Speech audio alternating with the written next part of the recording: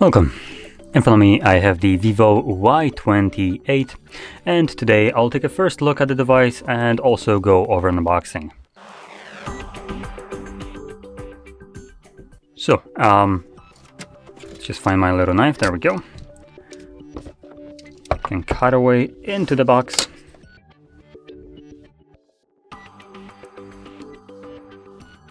Okay, now that the device is out of the box, I want to first talk about something that just caught my eye right off the bat, which is the color of the device.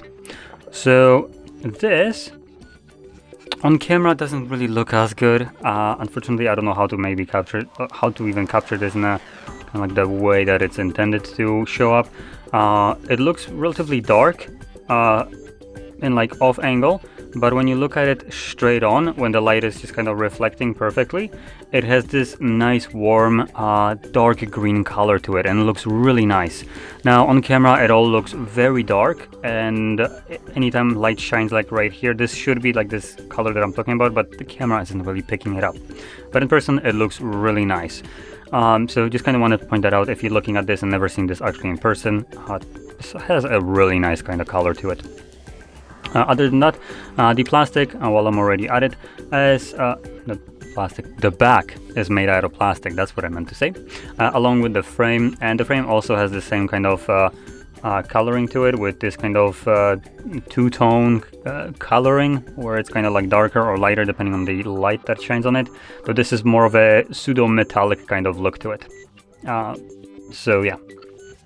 Now, moving on to the display, we have a 6.5-inch display right here with the resolution, not sure why talking today is so much harder, of 720 by 1612 pixels. It is an LCD IPS 90 Hz refresh rate and a brightness of about 840 nits.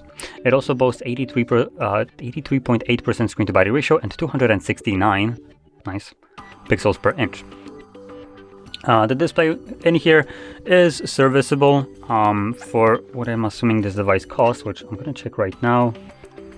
Okay, I have no clue what that actually equates to, so I will need to do a search. 587 PLN. So that is about $130, right? Actually, a little bit more, 140. Yeah, about 140 bucks. So honestly, not the best priced device, but also not like super egregiously insane pricing either. So for about $140, or in rupees, that's 12,000. I think those are rupees. So yeah, not the worst priced device. And what you get in here also, on top of obviously the display and nice colored back, is a 5000 mAh battery with 15 watts of wired charging, though no charger provided in a box, but you do get a cable. We also have a Dimensity 6020 processor in here that is powering this device, and depending on which option you go for, the cheapest one will come with 128 gigabytes of storage and 4 gigabytes of RAM. I will say right off the bat, I feel like 4 gigs on an Android device that is running at least Android 13, possibly even a higher one, considering this will get most certainly an update to Android 14, I would presume, possibly even 15, as I think 15 is rolling out right now. This might not be sufficient amount of RAM, so the device might feel sluggish, which for that I would probably recommend going for 128 and 6 gigabytes of RAM, which is the kind of like a middle option. And the last one is 128 again, with this time around 8 gigs of RAM. So you have 4, 6 or 8 gigs of RAM, all with the same kind of storage in here, which is 128. That is also expendable using a micro SD card. So there we go. Now, when it comes down to cameras, at the front, as I'm already here, we have an 8 megapixel wide sensor that allows you to record selfies, video, meaning at 1080p, 30 frames. And then at the back, we have a dual camera setup, and the main sensor is a 50 megapixel f1.8 aperture wide sensor that will let you record videos at 1080p, also 30 frames. And then we get a 2 megapixel, I'm not even going to go into it because it's a depth sensor, so it's just basically a sticker camera, so technically you just have one camera. So there we go, those are the cameras. All in all, I feel like the device could have been probably a little bit better for how much it costs. Though I also want to point out one more thing, that I went over this unboxing, and I'm getting all this information from GSM Arena. Just want to be absolutely clear about that. So shout out to them, as they do have really nicely laid out website with everything available to me. This is technically the device, but on the picture, I don't know if they just have a wrong picture or if it's not it. The RAM would basically fit. I'll quickly scroll down and see something else. Just making sure that I'm actually looking at the correct device. As like I said, this is technically a first impression. I haven't seen this device out of the box before I started recording this, so this is kind of, I checked out the specifications, and looking right now at the back, it looks different than on the picture that's presented from GSM Arena. So I just want to make sure that it's just maybe they didn't have access to the phone when they were or photos of it before they were putting these specifications out, which is very possible. So probably the thing that would be easiest one is a colors. Okay, so color wise there is no correct one. Well, that's interesting. So truth be told, I have no clue if this is the correct one, as Vivo has Y20s, Y20s 4G, and a Y28s. So, and none of them look like this one.